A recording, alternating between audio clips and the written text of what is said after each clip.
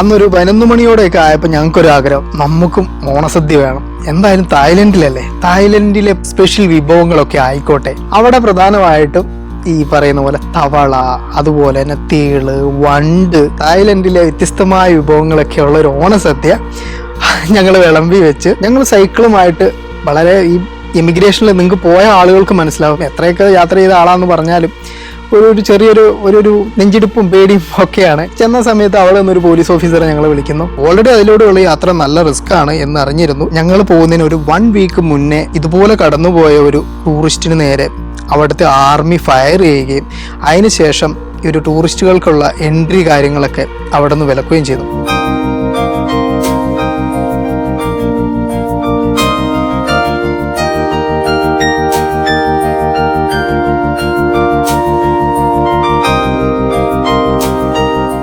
എല്ലാവർക്കും നമസ്കാരം. എൻ്റെ പേര് സുധി, കണ്ണൂർ ജില്ലയിലെ മണിപ്പാറ സ്വദേശിയാണ്. 2022 ഞാനും എൻ്റെ 2 സുഹൃത്തുക്കളും ചേർന്നിട്ട് സൗത്ത് ഏഷ്യൻ കൺട്രീസിലൂടെ ഒരു സൈക്കിൾ യാത്ര പോയിരുന്നു. സംഭവബഹുലമായ ഒരു യാത്രയുടെ വിശേഷങ്ങളാണ് നിങ്ങളോട് ഇന്ന് പങ്കുവെക്കാൻ പോകുന്നത്. ഇന്ത്യയിലൂടെയുള്ള ബൈക്ക് യാത്രയിൽ സൻസ്കാർ വാലി എന്ന് പറയുന്ന ലഡാക്കിൻ്റെ റീജിയനിൽ എത്തിയ സമയത്ത് ആ ഒരു യാത്രയ്ക്ക് ശേഷമാണ് ഇങ്ങനെ ഒരു യാത്രയുടെ പ്ലാന് മനസ്സിലുദിച്ചത്. അതിന് കാരണക്കാരനായത് ഫൈസൽ എന്ന് പറയുന്ന വയനാട് സ്വദേശിയാണ്. അദ്ദേഹത്തിൻ്റെ സ്വന്തം സിംഗിൾ ഗിയർ സൈക്കിളിൽ ഇന്ത്യ മുഴുവൻ കറങ്ങി സിംഗപ്പൂർ വരെയുള്ള യാത്രയായിരുന്നു. അപ്പം ആ ഒരു യാത്രയുടെ വിശേഷങ്ങൾ അറിഞ്ഞപ്പം അദ്ദേഹത്തിൻ്റെ കൂടെ ജോയിൻ ചെയ്യാം എന്നുള്ള പ്ലാനിലാണ് ഈ ഒരു സൗത്ത് ഏഷ്യൻ കൺട്രി യാത്ര തുടങ്ങുന്നത്. എൻ്റെ കൂടെ മറ്റൊരു സുഹൃത്ത് നിഷാന എന്ന് പറയുന്ന കോതമംഗലം സ്വദേശിയാണ്.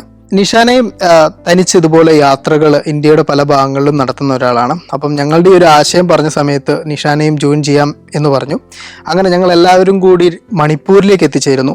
ഞങ്ങളുടെ പ്ലാൻ എങ്ങനെയാണ് എന്ന് വെച്ചിട്ടുണ്ടെങ്കിൽ, നേരെ മണിപ്പൂരിൽ ചെല്ലുന്നു. അവിടെ നിന്നും മൊറേ എന്ന് പറയുന്ന ബോർഡർ വരുന്നുണ്ട്. മൊറേ ബോർഡറിൽ നിന്നും മ്യാൻമറിലേക്ക് കടന്ന് മ്യാൻമർ ക്രോസ് ചെയ്ത് അവിടെ നിന്നും തായ്ലൻഡിലേക്ക് എത്തി തായ്ലൻഡിലൂടെ സൈക്കിൾ ചെയ്ത് നേരെ കംബോഡിയയിൽ നിന്നും നമ്മൾ ബോർഡർ ക്രോസ് ചെയ്യുന്നു. വിയറ്റ്നാമിൽ ചെല്ലുന്നു.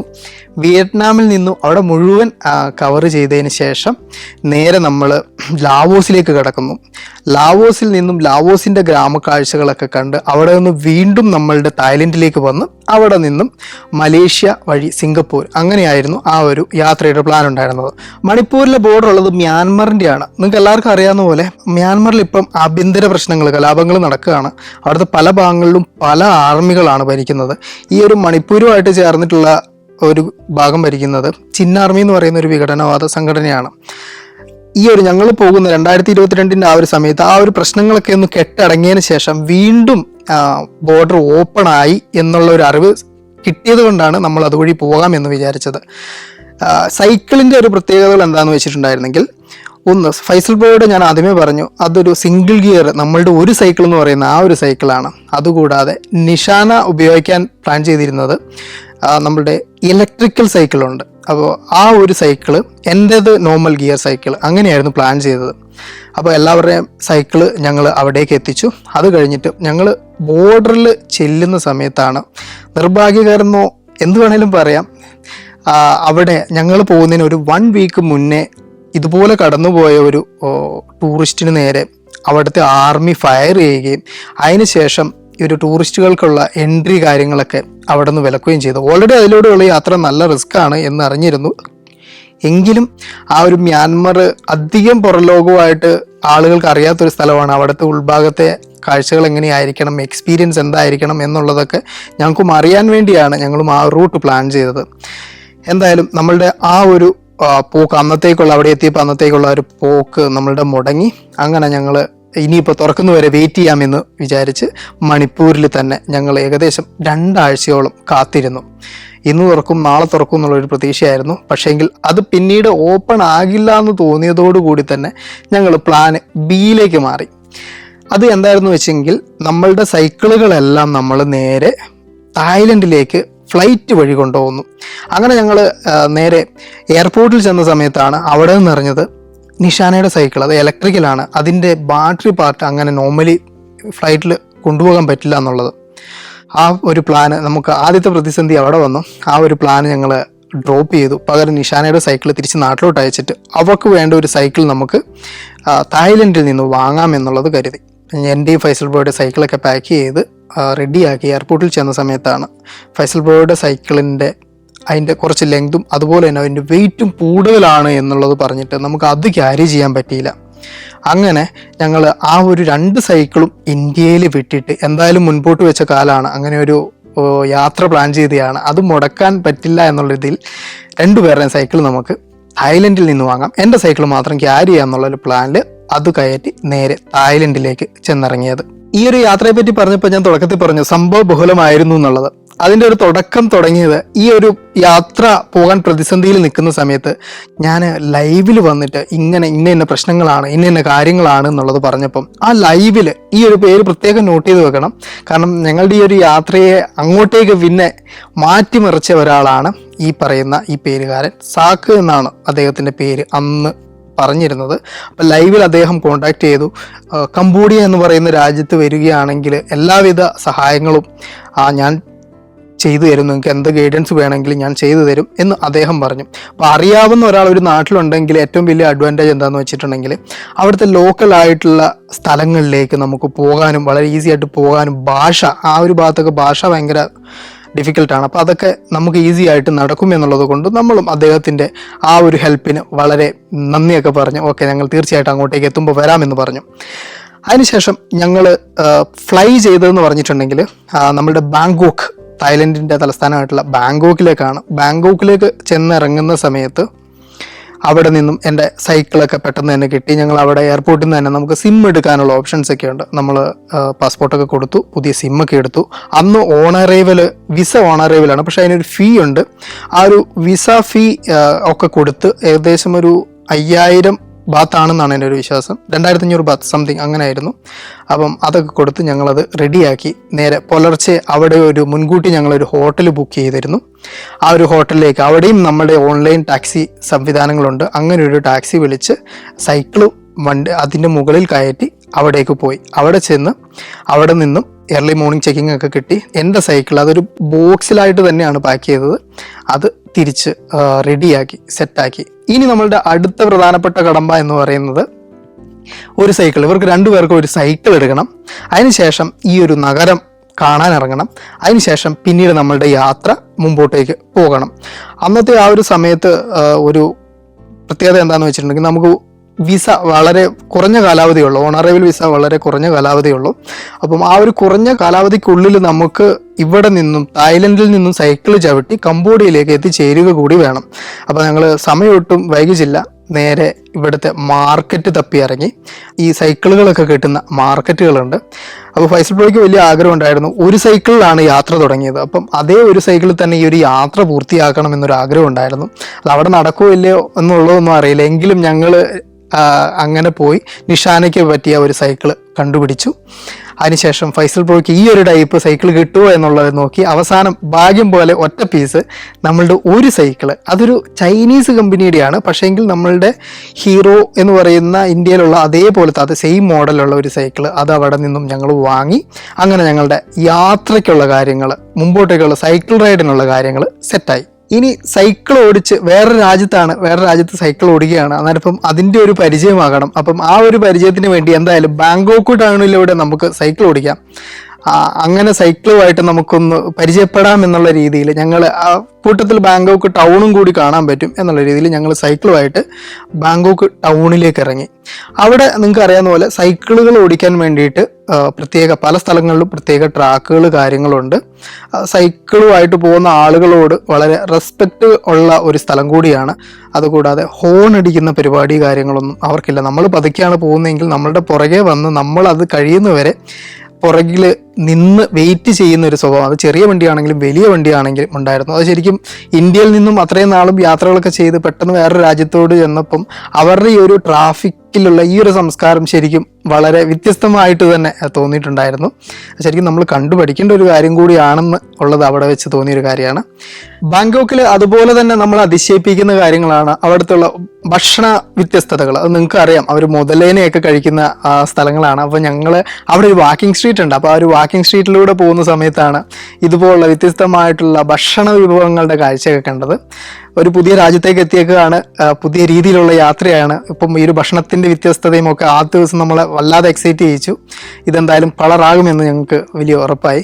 അതിനുശേഷം ആ ഒരു ബാങ്കോക്കിൽ ഞാൻ പറഞ്ഞു നമുക്ക് ലിമിറ്റഡ് ആണ് ടൈം, അതിനുള്ളിൽ നമുക്ക് കംബോഡിയയുടെ ബോർഡറിലേക്ക് എത്തിച്ചേരണം, അതും ഈ ഒരു സൈക്കിൾ ഓടിച്ച് വേണം എത്തിച്ചേരാൻ വേണ്ടിയിട്ട്. അപ്പം ആ ഒരു ദിവസം ഞങ്ങൾ അവിടെ സ്പെൻഡ് ചെയ്തുള്ളൂ. ആ ഒരു ദിവസം നമ്മൾ അവിടെ നിന്ന് കറങ്ങിയതിന് ശേഷം പിറ്റേ ദിവസം രാവിലെ തന്നെ ഞങ്ങൾ നേരെ കംബോഡിയയുടെ ബോർഡർ ലക്ഷ്യമാക്കിയിട്ട് സൈക്ലിംഗ് ആരംഭിച്ചു. Malaysia, Thailand, Tanzania, China. സഞ്ചാരം വോളിയം നമ്പർ 12. ഫുൾ HD-യിലുള്ള ഈ അപൂർവ ദൃശ്യയാത്രാ വിവരണ ശേഖരം സ്വന്തമാക്കാൻ 9995444222 എന്ന നമ്പറിലേക്ക് സഞ്ചാരം എന്ന് SMS ചെയ്യൂ.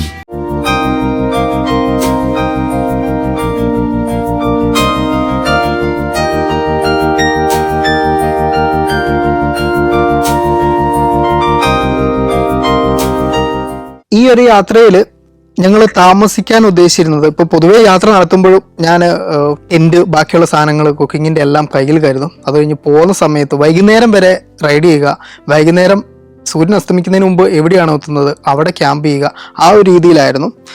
അപ്പം ഇതൊരു വേറെ രാജ്യമായതുകൊണ്ട് തന്നെ കുക്കിങ്ങിൻ്റെ ഞങ്ങൾ പ്ലാൻ ചെയ്തില്ല. ടെൻറ്റ് എന്തായാലും ഞങ്ങൾ കൂടെ കരുതിയിട്ടുണ്ടായിരുന്നു. അങ്ങനെ ടെൻറ്റുമായിട്ട് ഞങ്ങൾ യാത്ര തുടങ്ങി. പ്ലെയിൻ ഏരിയ ആണ് ഈ ഒരു തായ്ലൻഡ് എന്നുള്ളത് പല ഭാഗങ്ങളിലും, പ്രത്യേകിച്ച് കംബോഡിയ റൂട്ടിൽ ഉള്ളത് എന്ന് നമുക്കറിയാം. പക്ഷേ എങ്കിൽ ഇവിടെ ഓവർ ബ്രിഡ്ജുകൾ വരുന്നുണ്ട്, പല ഓവർ ബ്രിഡ്ജുകൾ വരുന്നുണ്ട്. ശരിക്കും ഒരു മല കയറുന്നത് പോലെ തന്നെയായിരുന്നു ആ ഒരു സൈക്ലിങ്ങിൻ്റെ ആദ്യത്തെ ദിവസം ഈ ഒരു ഓവർ ബ്രിഡ്ജുകൾ വരുമ്പോൾ നമുക്കുണ്ടായിരുന്നത്. എനിക്ക് പിന്നെ ഈ ഒരു ഗിയർ സൈക്കിളുകൾ ഓടിച്ച് വലിയ പരിചയമില്ലായിരുന്നു. അതുകൊണ്ട് തന്നെ ഇതൊന്ന് പരിചയപ്പെടാൻ വേണ്ടിയിട്ടും കുറച്ചധികം സമയമെടുത്തു. അതിനുശേഷം ഉണ്ടല്ലോ ഞങ്ങൾ പ്രധാനപ്പെട്ട മറ്റൊരു തീരുമാനം കൂടി എടുത്തു. എന്താണെന്ന് വെച്ചാൽ ഉച്ചയ്ക്ക് ഭക്ഷണം കഴിക്കാനായിട്ട് ഞങ്ങൾ സ്റ്റോപ്പ് ചെയ്ത സമയത്ത് ഇവിടെയുള്ള തായ്ലൻഡിലൂടെ യാത്ര ചെയ്ത ആളുകൾക്കറിയാം, അവിടുത്തെ ഭക്ഷണ സാധനങ്ങളിൽ ഒരു പ്രത്യേകതരം മീനിൻ്റെ ഒരു സോസ് അവർ പലരും ചേർക്കാറുണ്ട്. അതുകൂടാതെ മധുരമായിരിക്കും അധികം ഭക്ഷണത്തിലും. ഇപ്പം നല്ല കളറുള്ള സ്പൈസി ആയിട്ടുള്ള ചിക്കൻ്റെ അത് കണ്ടിട്ടുണ്ടെങ്കിൽ അതിലൊരു മധുരം ഉണ്ടാവും. അപ്പം നമ്മൾ സൈക്ലിംഗ് ചെയ്യുന്നതാണ്, അതിപ്പോൾ അങ്ങനെ പരീക്ഷണങ്ങൾക്ക് മുതിർന്ന് എന്തെങ്കിലും പണി കിട്ടിയിട്ടുണ്ടെങ്കിൽ അതൊരു പ്രശ്നമാണ്. അതുകൂടാതെ ഈ ഒരു സോസിൻ്റെ സ്മെല്ല് ഭയങ്കരമായിട്ട് നമുക്കൊരു പ്രശ്നമായി തുടങ്ങുന്നു എന്ന് തോന്നിയപ്പോൾ ഞങ്ങൾ ആ ഒരു യാത്രയുടെ ആ ഒരു തുടക്ക സമയത്ത് തന്നെ കുക്കിങ്ങിനുള്ള സാധനങ്ങളൂടി നമുക്ക് തന്നെ ചെയ്യാം എന്നുള്ള രീതിയിൽ തൊട്ടടുത്ത് കണ്ട ഒരു മാർക്കറ്റിൽ കയറിയപ്പോൾ അവിടെ നമ്മളുടെ ഈ ഒരു ക്യാമ്പിംഗ് ഗ്യാസുകൾ അത് ഇങ്ങനെ വിൽക്കുന്നുണ്ട്. അപ്പോൾ അത് ചെറിയ റേറ്റ്, അവിടെ വലിയ പ്രൈസ് ഇല്ല. അപ്പോൾ ആ ഒരു ക്യാമ്പിംഗ് ഗ്യാസും ചെറുത് നമുക്ക് കൊണ്ടുനടക്കാൻ പറ്റുന്നുള്ളത് അതും നമ്മൾ കൂടെ കരുതി. അങ്ങനെ കുക്കിങ്ങിനുള്ള കാര്യമായി, അതുകൂടാതെ താമസിക്കാനുള്ള ടെൻറ്റ് കാര്യങ്ങളായി. ഇനിയിപ്പോൾ പ്രത്യേകിച്ച് നമുക്ക് പേടിക്കാനായിട്ട് യാത്രയിൽ ഒന്നുമില്ല. എവിടെ ചെന്നെത്തുന്നു അതാണ് നമ്മുടെ ഡെസ്റ്റിനേഷൻ എന്നുള്ളത് നമുക്ക് ഓൾമോസ്റ്റ് നമ്മൾ അതിലൊരു കോൺഫിഡൻ്റ് ആയി മുമ്പോട്ടേക്ക് യാത്ര തുടങ്ങി. പോകുന്ന വഴിയിൽ ശരിക്കും നമ്മളുടെ പല സ്ഥലങ്ങളിലും ഞാൻ പറഞ്ഞ ഒരു ഫ്ലൈ ഓവറുകൾ മാത്രമേ കയറ്റമായിട്ടുള്ളൂ, ബാക്കിയുള്ള സ്ഥലങ്ങൾ അധികവും നിരന്ന സ്ഥലങ്ങളാണ്.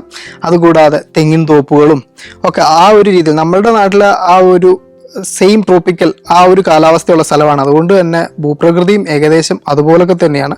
നല്ല റോഡുകളാണ്, വൃത്തിയുള്ള സ്ഥലങ്ങളാണ് എന്നുള്ളതാണ് വലിയൊരു പ്രത്യേകത.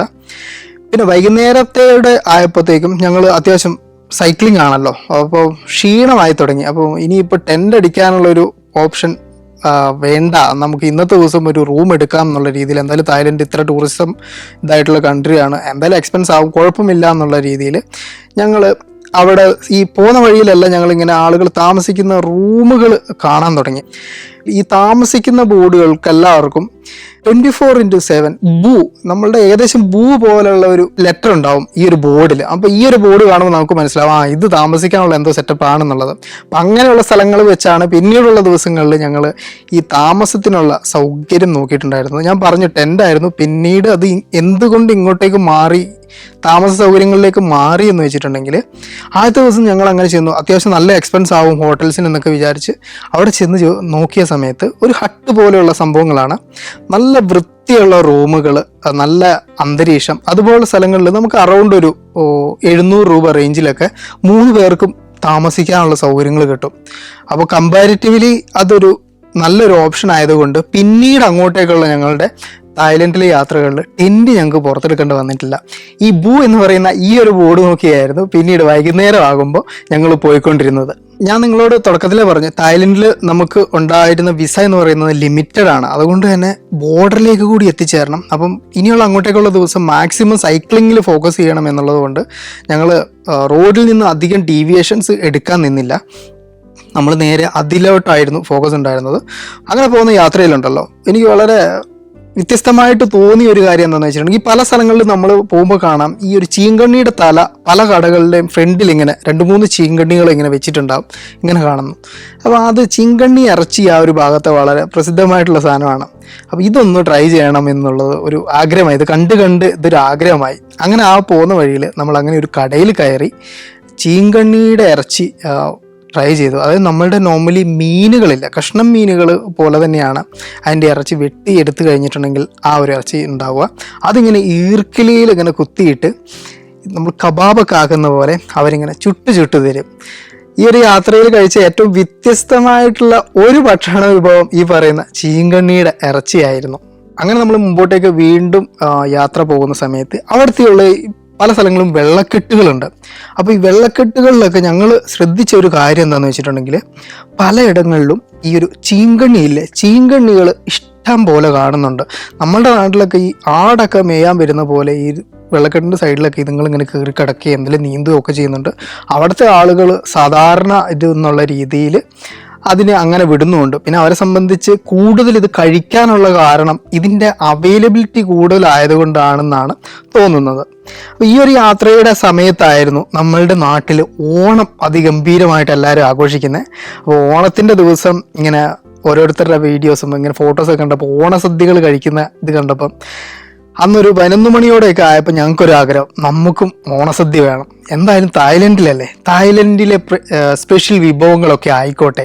അങ്ങനെ വിചാരിച്ച് ഞങ്ങൾ അന്ന് കണ്ട ഇതേപോലുള്ള ഭൂ ബോർഡ് കണ്ട സ്ഥലത്ത് നിർത്തി. അതിനോട് ചേർന്ന് തന്നെ ഒരു മാർക്കറ്റ് കൂടി കണ്ടു. അപ്പോൾ ഞങ്ങൾ നേരെ മാർക്കറ്റിലേക്ക് പോയി. ചോറും സാമ്പാർ ഐറ്റംസ് വെക്കാനുള്ള സാധനങ്ങൾ ഞങ്ങളുടെ കയ്യിലുണ്ട്. ബാക്കി ഐറ്റങ്ങൾ വേണ്ടല്ലോ, ഈ ഓണസദ്യ എന്ന് പറയുമ്പോൾ നിറച്ച് നിൽക്കണം. അങ്ങനെ ചെന്ന് നമ്മളുടെ അവിടുത്തെ ആ ഒരു മാർക്കറ്റിലോട്ട് കയറിയപ്പം അവിടെ പ്രധാനമായിട്ടും ഈ പറയുന്ന പോലെ തവള, അതുപോലെ തന്നെ തേള്, വണ്ട്, അങ്ങനെ പറഞ്ഞ് പലവിധ ഐറ്റങ്ങളുണ്ട്. അപ്പോൾ ഞങ്ങൾ അവിടെ നിന്നും ഈ പറയുന്ന സാധനങ്ങളൊക്കെ വാങ്ങി. അതുകൂടാതെ ഈ വാഴയിലയും തെങ്ങൊക്കെ അവിടെ വളരെ കോമൺ ആണ്. അപ്പം അവിടെ ഉണ്ടായിരുന്ന ആ ഒരു സ്ഥലത്ത് നിന്ന് വാഴയില ഞങ്ങൾ അവരോട് പറഞ്ഞ് വാഴയിലൊക്കെ വെട്ടി ഉച്ച സമയത്ത് ഞങ്ങൾ അങ്ങനെ ഒരു ഓണസദ്യ, തായ്ലൻഡിലെ വ്യത്യസ്തമായ വിഭവങ്ങളൊക്കെ ഉള്ള ഒരു ഓണസദ്യ ഞങ്ങൾ വിളമ്പി വെച്ച്. പക്ഷേ വിളമ്പി വെച്ചത് മാത്രമേ ഉള്ളൂ, ഞങ്ങളെ കൊണ്ട് ഇതെന്തായാലും കഴിക്കാൻ പറ്റൂല എന്നുള്ളത് ഉണ്ടായിരുന്നു. അതുകൊണ്ട് തന്നെ ഞങ്ങൾ ആ ഒരു ഹോട്ടലിൽ ഉണ്ടായിരുന്ന ബാക്കിയുള്ള ആളുകൾക്ക് ഈ ഒരു നമ്മളുടെ ഫുഡ് ഷെയർ ചെയ്തു. അവരെ സംബന്ധിച്ച് അത് വളരെ യൂഷ്വലാണല്ലോ. അങ്ങനെ ഒരു വ്യത്യസ്തമായിട്ടുള്ള ഒരു ഓണസദ്യയുടെ അനുഭവം ഈ ഒരു യാത്രയിൽ ഞങ്ങൾക്കുണ്ടായി. അങ്ങനെ സൈക്ലിങ്ങിനോടും ഈ ഒരു രാജ്യത്തോടും ഒക്കെ ഞങ്ങൾ ഇണങ്ങി കാഴ്ചകളൊക്കെ കണ്ട് വീണ്ടും മുമ്പോട്ടേക്ക് പോയി. ഈ ഒരു യാത്രയിൽ ഞാൻ പറഞ്ഞു, നമ്മളുടെ ആ ഒരു ദിവസങ്ങൾ നമ്മളുടെ തലയിൽ ഇങ്ങനെ കിടക്കുകയാണ്. പെട്ടെന്ന് ബോർഡറിലേക്ക് എത്തണം, കഴിയാൻ പാടില്ല. ആദ്യത്തെ രാജ്യമാണ്, ആദ്യത്തെ രാജ്യത്തെ ആ ഒരു സ്റ്റാമ്പിങ്ങിൽ നല്ലൊരു ഇംപ്രഷൻ വരണം. അപ്പം ആ പർട്ടിക്കുലർ ടൈം കീപ്പ് ചെയ്യണം എന്നുള്ളതുകൊണ്ട് അതും കൂടി കോൺഷ്യസ് ആയിട്ടാണ് ഞങ്ങൾ മുമ്പോട്ടേക്ക് പോകുന്നത്. ഞാൻ തുടക്കത്തിൽ പറഞ്ഞ ആ ഒരു പേര് ലൈവിൽ നമ്മളെ കോണ്ടാക്ട് ചെയ്ത സാക്കി എന്ന് പറയുന്ന ആള്, ഇദ്ദേഹം ഞങ്ങൾ വിമാനത്താവളത്തിൽ വന്നിറങ്ങിയപ്പോൾ പുലർച്ചെ 3 മണി സമയത്താണ്. അപ്പോൾ നമുക്കിങ്ങനെ പൈസ എടുക്കാൻ വേണ്ടിയിട്ടുള്ള ഒരു ഓപ്ഷൻ ഇല്ലാത്തതുകൊണ്ട് വിളിച്ച സമയത്ത് ആ ഒരു സമയത്ത് ഞങ്ങളെ വിളിച്ച് എവിടെ എത്തി, എന്തായി, എങ്ങനെയാണ് കാര്യങ്ങൾ, ഇന്ന ATM പോയിട്ടുണ്ടെങ്കിൽ ഇന്ന രീതിയിൽ പൈസ കിട്ടും എന്നൊക്കെയുള്ള കാര്യങ്ങൾ ഞങ്ങളെ കറക്റ്റായിട്ട് ഇങ്ങനെ ഗൈഡ് ചെയ്യുന്നുണ്ട്. ഓരോ ദിവസവും യാത്രയിൽ വൈകുന്നേരം ആകുമ്പോൾ വിളിക്കുന്നു, അന്വേഷിക്കുന്നു എന്തായി കാര്യങ്ങൾ എന്നുള്ളത്. അപ്പം നമ്മളെ സംബന്ധിച്ച് നമ്മളുടെ യാത്രയിലും നമുക്ക് ഈ നല്ല രീതിയിൽ ഗൈഡ് ചെയ്യുന്ന ഒരാൾ, ഡിപ്പെൻഡ് ചെയ്യാൻ പറ്റുന്ന ഒരാൾ എന്നുള്ള ഒരു തോന്നൽ പതുക്കെ നമ്മളിലേക്കും അത് ഉണ്ടായി വരികയാണ്. അങ്ങനെ ഞങ്ങൾ ബോർഡറിലേക്ക്, അതായത് വിസ കഴിയുന്നതിൻ്റെ ഒരു 2 ദിവസം മുമ്പ് തന്നെ ഞങ്ങൾ ബോർഡറിലേക്ക് എത്തിച്ചേർന്നു. അപ്പോൾ ഇസാക്ക് എന്ന് പറയുന്ന വ്യക്തി ഞങ്ങളോട് പറഞ്ഞത്, ബോർഡറിൽ എന്തായാലും നിങ്ങൾ രാജ്യത്തേക്ക് വരില്ല, ഞാൻ ബോർഡറിൽ വരാം, അപ്പോൾ നിങ്ങൾ വെയിറ്റ് ചെയ്യാം, കംബോഡിയ ബോർഡറിൽ ഞാനുണ്ടാവും. ഈ പറയുന്ന തായ്ലൻഡ് ഇതിൽ എങ്ങനെ കിടക്കാം എന്നുള്ള കാര്യങ്ങൾ ഞാൻ പറഞ്ഞു തരാം, അവിടെ ഒരാളെ അറേഞ്ച് ചെയ്യാമെന്ന് പറഞ്ഞു. ഞങ്ങൾ സൈക്കിളുമായിട്ട് വളരെ ഈ ഇമിഗ്രേഷനിൽ നിങ്ങൾക്ക് പോയ ആളുകൾക്ക് മനസ്സിലാവും, നമുക്ക് ഈ ഒരു ഇമിഗ്രേഷൻ്റെ സെക്ഷൻ എത്തുമ്പോഴത്തേക്കും എത്രയൊക്കെ യാത്ര ചെയ്ത ആളാന്ന് പറഞ്ഞാലും ഒരു ചെറിയൊരു നെഞ്ചിടിപ്പും പേടിയും ഒക്കെയാണ്. ഞങ്ങളെ സംബന്ധിച്ച് ആദ്യമായിട്ട് പോകുന്നതാണ്, അതുകൊണ്ട് തന്നെ അത് കുറച്ച് കൂടുതലൊക്കെ ആയിരുന്നു. ചെന്ന സമയത്ത് അവിടെ നിന്നൊരു പോലീസ് ഓഫീസറെ ഞങ്ങൾ വിളിക്കുന്നു. ഇന്ത്യയിൽ നിന്ന് വന്ന ആ ഒരു 3 സൈക്ലിസ്റ്റുകൾ നിങ്ങളല്ലേ എന്ന് ചോദിക്കുന്നു. ഞങ്ങൾ അതേ എന്ന് പറയുന്നു. ഞങ്ങളെ വിളിച്ച് ഉള്ളിലേക്ക് കൊണ്ടുപോകുന്നു. സൈക്കിൾ ഞങ്ങളവിടെ പാർക്ക് ചെയ്ത് ഉള്ളിലേക്ക് കൊണ്ടുപോകുന്നു. അപ്പോൾ തന്നെ അവിടെ നിന്നൊരു ലേഡി ഓഫീസർ, ഇമിഗ്രേഷൻ ഒരു ലേഡി ഓഫീസർ വന്നു. ഞങ്ങളുടെ പാസ്പോർട്ടൊക്കെ വാങ്ങി നമുക്ക് ആ ഒരു എക്സിറ്റ്, അവിടുത്തെ എക്സിറ്റാണ്, ഒരു രാജ്യത്ത് നിന്ന് പുറത്തോട്ട് ഇറങ്ങുമ്പോൾ എക്സിറ്റാണ്, അത് നമുക്ക് സ്റ്റാമ്പ് ചെയ്ത് തന്നു. അത് കഴിഞ്ഞിട്ട് ഇതേ പോലീസ് ഉദ്യോഗസ്ഥൻ തന്നെ അവിടെ ഒരു ബ്രിഡ്ജ് ഉണ്ട്, ആ ഒരു ബ്രിഡ്ജ് ക്രോസ് ചെയ്തിട്ടുണ്ടെങ്കിൽ നമുക്ക് ദൂരെ നിന്ന് കാണാം ഈ ഒരു കംബോഡിയ എന്ന് പറയുന്ന രാജ്യത്തിൻ്റെ കവാടമൊക്കെ നമുക്ക് കാണാം. അപ്പോൾ അത് ക്രോസ് ചെയ്ത് അപ്പുറത്തേക്ക് പോകാൻ പറഞ്ഞു. അങ്ങനെ പുള്ളി അവിടം വരെ ഞങ്ങളെ അനുഗമിച്ചു, അവിടെ കൊണ്ടുവന്ന് വിട്ടു. അവിടെ ഞങ്ങൾ ചെന്നെത്തുമ്പോഴേക്കും ഈ പറയുന്ന വ്യക്തി അവിടെ ഉണ്ടായിരുന്നു, സാക്ക്. അപ്പം ഞങ്ങൾ കണ്ടു, എന്തായാലും അങ്ങനെ അറിയാവുന്ന ഒരാളെ ഒരു രാജ്യത്ത് കണ്ടുമുട്ടിയല്ലോ, നമുക്ക് വളരെ സന്തോഷമായി. അവിടെ നിന്നും എമിഗ്രേഷനിൽ ഞങ്ങൾ അത്ഭുതപ്പെടുത്തിയ ഒരു കാര്യം, ആ ഒരു രാജ്യത്ത് ഞങ്ങൾ വളരെ കൂളായിട്ട് ഇപ്പുറത്തേക്ക് എത്തി. ഇവിടെ വന്ന് നോക്കുമ്പം എമിഗ്രേഷനിൽ നിന്നും എമിഗ്രേഷൻ്റെ ഓഫീസർ നേരിട്ട് ഞങ്ങൾ വരുന്നു, കാണുന്നു, വിഷൊക്കെ ചെയ്യുന്നു. അത് കഴിഞ്ഞിട്ട് ഞങ്ങളുടെ കയ്യിൽ നിന്നും പാസ്പോർട്ട്, 3 പേരുടെ പാസ്പോർട്ട് കൊടുത്തു. അദ്ദേഹം തന്നെ, നിങ്ങൾ വരേണ്ട ആവശ്യമില്ല, അദ്ദേഹം തന്നെ ചെയ്തു തരാമെന്ന് പറഞ്ഞിട്ട്. നോർമലി ഒരു രാജ്യത്ത് കിടക്കുന്ന സമയത്ത് കണ്ണും കൈയും ഒക്കെ സ്കാൻ ചെയ്യുന്ന പരിപാടിയും ഫോട്ടോസ് എടുക്കുന്ന പരിപാടിയും ഒക്കെ ഉണ്ട്.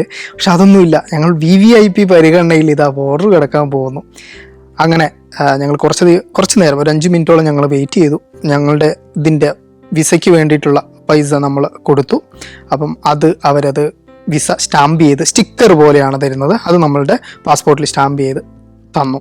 അങ്ങനെ നമ്മൾ ഇനിയിപ്പം അടുത്ത 1 മാസം കംബോഡിയയിൽ എവിടെ വേണേലും പോകാനുള്ള പെർമിഷൻ കാര്യങ്ങളായി, വിസയായി, അറിയാവുന്ന ഒരാൾ കൂടിയായി. എന്തായാലും ഈ ഒരു ദീർഘമായിട്ടുള്ള സൈക്ലിങ്, ഇനി അത്യാവശ്യം സ്ഥലങ്ങളൊക്കെ കണ്ട് ഗ്രാമങ്ങളിലോട്ടൊക്കെ ഇറങ്ങി ടെൻ്റൊക്കെ ചെയ്ത് ആയിരിക്കണം ഇനി കംബോഡിയയിലെ യാത്ര എന്ന് ഞങ്ങൾ തീരുമാനിച്ചു.